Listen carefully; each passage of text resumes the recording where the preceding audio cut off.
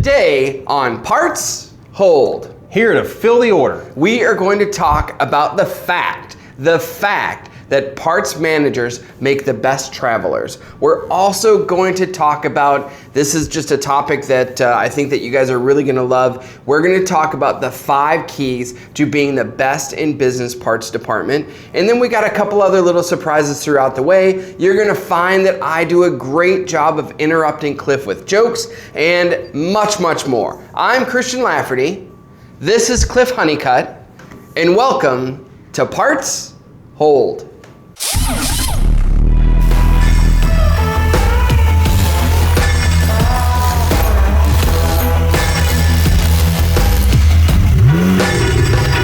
So Cliff, something I haven't really been wondering lately, how's your cat?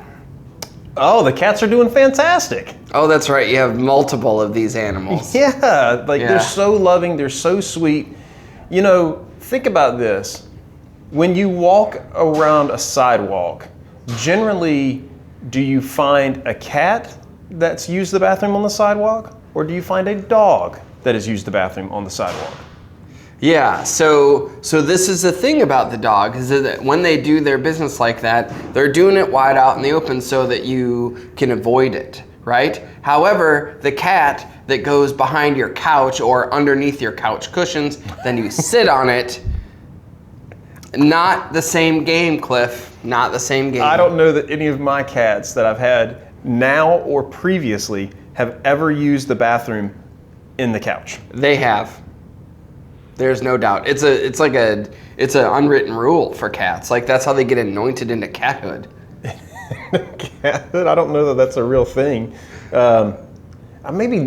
Maybe we should do a special guest on the podcast, and it'd be my cat. Then the cat can sit here, which it would be doing what it does best, being useless. And yeah, I'm sure that the cat will stay the whole time.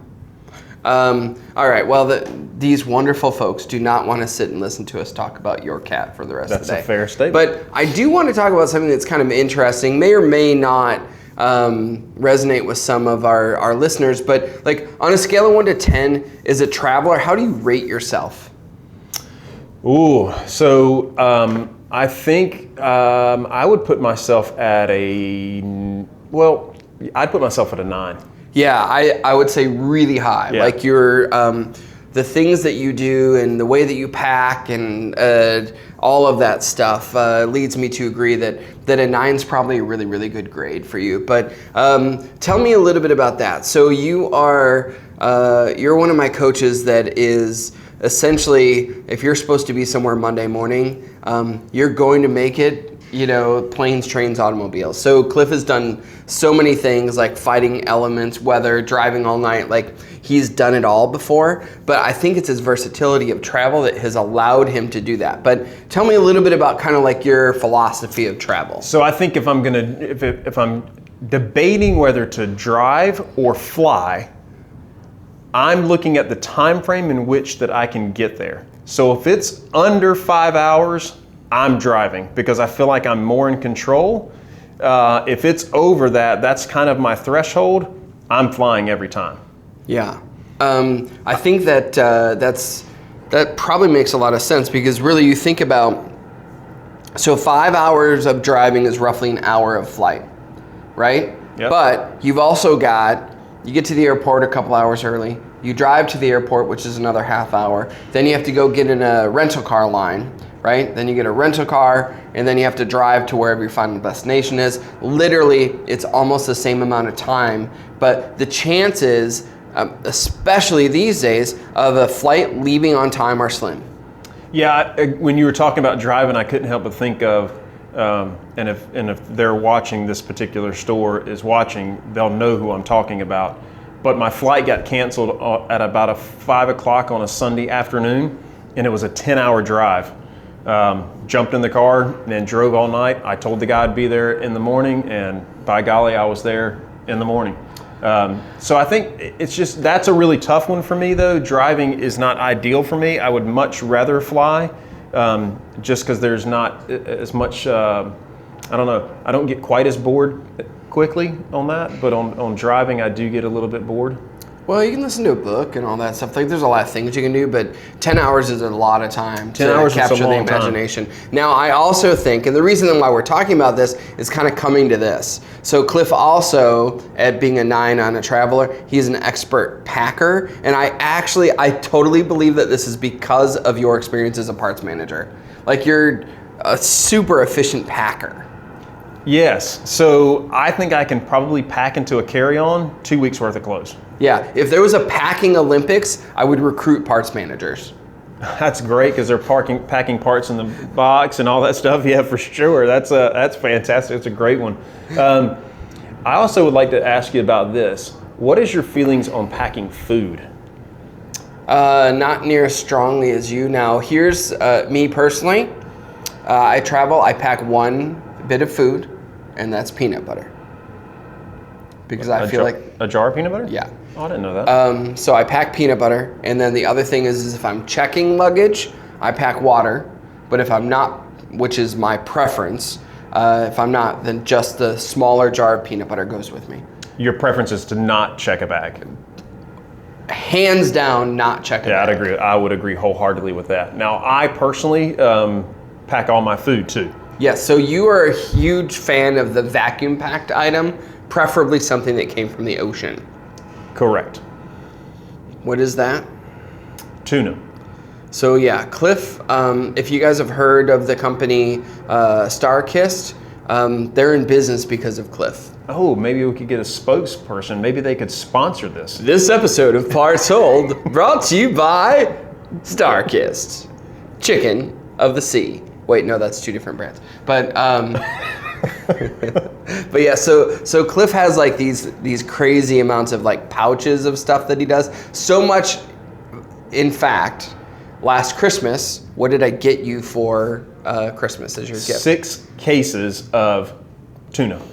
Gone, by the way. The cases were gone in months, a couple of months. But it was the best gift I could think of. It was probably the best gift I could get. Yeah. It certainly helps traveling. But I do think that there's a thing with traveling with food, so I don't have to buy it in the airport. I don't have to look for it and plan when I get to the location that I'm going. And probably, I'll bet if we took a survey of the parts managers out there, 85 to 89% of them don't take a lunch. Well, they bring it, yeah. Yep. So they're most likely to have the pack. So that's why that comes from a long time ago of being in the store. I always brought my lunch. I sat at my desk typically and ate my lunch. Not ideal in that scenario, but that's normally what I did, and that's what most of the parts managers that I know did. Yeah, so there you have it. Parts managers are the best travelers in the dealership. Without question. So even though they probably don't do it as much, I imagine a lot of parts managers are doing weekend trips, like a fishing trip or camping or something like that. Yep. Don't know how much flying that most of them do, but I would guess that they're just like you, like they're segmented, they're planning ahead, and like the amount of weird stuff that happens to them traveling is probably minimal compared to a lot of other people. So it kind of leads us into our topic today, which I'm really, really excited about. So Cliff has come up with a really, really cool list. And we're calling it the 5 keys. You could probably come up that there's 10 keys or 15 keys, but I thought that these 5 keys to becoming the best in the show, best in business parts department are really going to hit home with you. And I think that at the end of the day, if everybody kind of takes a look in the mirror and engages themselves and grades themselves on how they execute on these 5 things, you're going to find that if you're a 5 on something and you move to a 7, that literally you're going to see your department go and grow. And that's what we're hoping for today. So with that, I'm going to kind of turn it over to Cliff and have him go through his list and see if I can find anything funny to say in the meantime. I think I don't know why that actually got me right there. That literally got me. I think this helps build the foundation and creates efficiency and speed, accuracy. There's a lot of keys to this list. But let's start out with, I might want to work backwards on this one because I want to leave number 1 So we're going to go with number 5 is perpetual. So you know, Cliff, that nobody knows what numbers the things are. Yeah, that's true. Funny thing 1. Go ahead, continue. So number 5 is perpetual inventory. Are you sure it's not 3? Yes. Okay. 5. Go ahead, 5. Perpetual inventory. What does that mean? Perpetual inventories means I'm doing random bin counts, and I'm doing them, I would say, daily. Some parts managers probably do weekly, but if you're doing them just on a monthly basis, I think you're missing out an opportunity to have a more accurate inventory.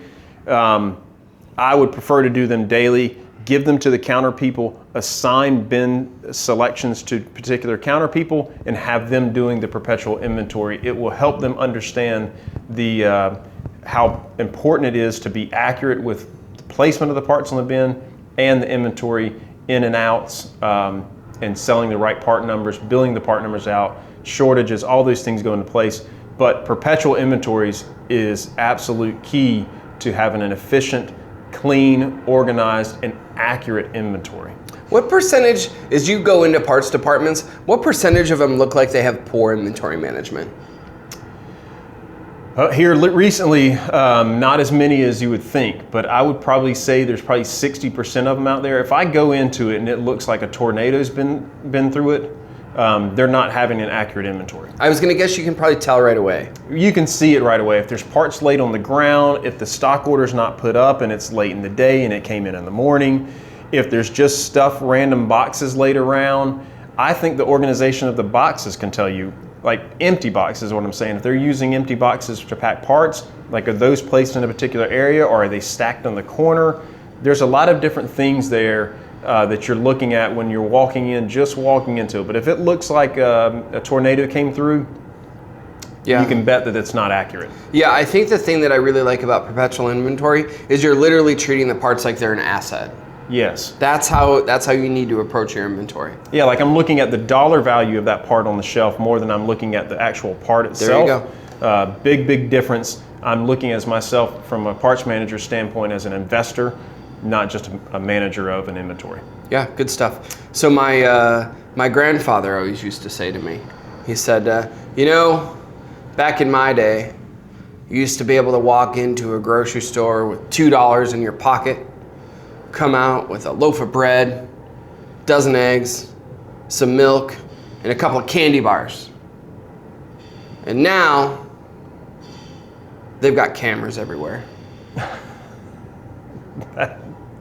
That's a good one. That's definitely a keeper. I miss that old battle axe. He's funny. We'll talk about him. Man, he's crazy. I got Speedo stories about my I think everybody has. No, I don't have that. Oh, okay. So maybe that's just me. That's for a different show. But continue on. So next, number 4 would be sourcing for analysis. So what I'm meaning by that is if we buy it different, sell it different, stock it different, we want to be able to analyze that, and so we want to source that differently. So I'm going to put it into a different source within my DMS. Some of them are calling stocking groups. Sources is just the old term, but I want to be able to see them differently, and so I want to look at them differently, the pricing structures differently. I'm buying them different from the manufacturer. Maybe that's where my discounts are coming in to play. Or maybe a space constraint for me, and I want to be able to put them on the shelf and stock them differently. So I want to be able to source them differently. If we're just doing a broad source or a 1, 2, 3 kind of source, we can't be really strategic in the way we sell things, stock things, and order things. Separating it out will allow me to look at them on a more individual basis and more as a group than just randomly putting them on the shelf. Do you think that in general, a lot of parts managers are overly conservative on parts that they source outside of the manufacturer? Yeah, I would say that. It's probably an accurate statement. And it goes along with being a good partner to the manufacturer, but I do think that we have to be strategic with the backorder situation that's going on and been going on for quite some time. It doesn't look like there's going to be an end in sight. We do have to be really strategic in that. So maybe we stock them differently too, or source them differently too. But sourcing is key in being able to analyze my inventory with laser sighting. Yeah, that's a really good way to look at it. That's cool. All right, next thing is, and goes kind of hand in hand, is I want to have a really, really good phase in, phase out criteria, and I want to continually look at that. If we were to look on a graph at a part life, it would spike really, really high, then it would probably drop down, it might level out, it might dive below the line, and that's when I want to get rid of it. But if I'm not having a good phase in, phase out criteria, I'm missing out the opportunity to be able to watch that. And your obsolescence gets out of control really quickly. Really, really quick. That's something that gets out of control really, really quick. I like to think of it as weeds growing in a yard. If I have a really, really nice yard and a couple of weeds pop up, if I don't pluck them out really, really quick, it takes over my yard, and next thing you know, I have no grass. That's right. So one thing we have in Los Angeles is a lot of grass. I think that that's a different thing, but it's all green. I could be wrong.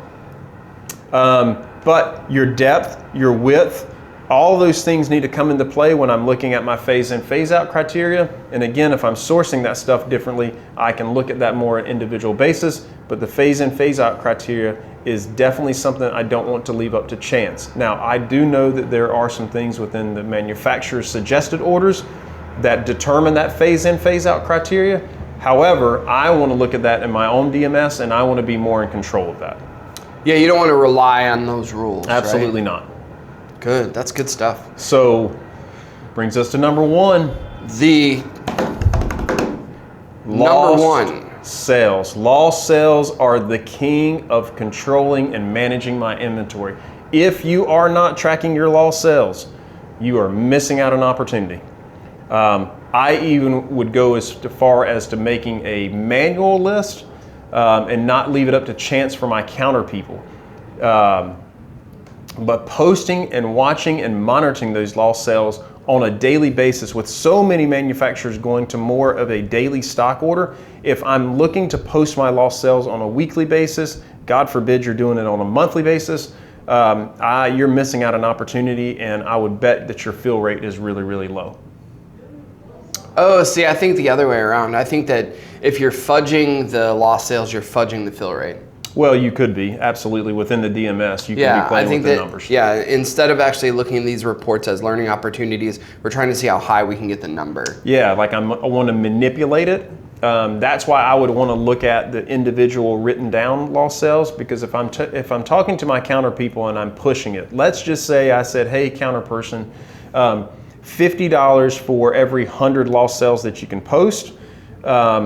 And he posts 150 or she posts 150, and then I look back on it and I find that it's just a nut or it's just a bulb or something like that. I want to be able to look at everything as a whole. Garbage in, garbage out, so I want to have really, really good information. If I'm not posting my lost sales, I'm missing out on opportunities to be able to provide my customers with the parts that they need at that time. Yeah, it's super interesting. So a lot of your tips. I mean, the first thing is that like if you want to be a best in the business parts department, you have to be proactive, not reactive. I think that's probably what kind of the theme of these 5 things is. And then the other thing is that like it reminds me a lot of like I think in a lot of cases parts managers kind of see them like a squad leader, like if we're kind of using a military thing, but literally you almost have to be the general. Yes. You're the general actually setting up, and in each, wholesale is a different branch, and counter sales are a different branch, and what goes into the shop is a different branch.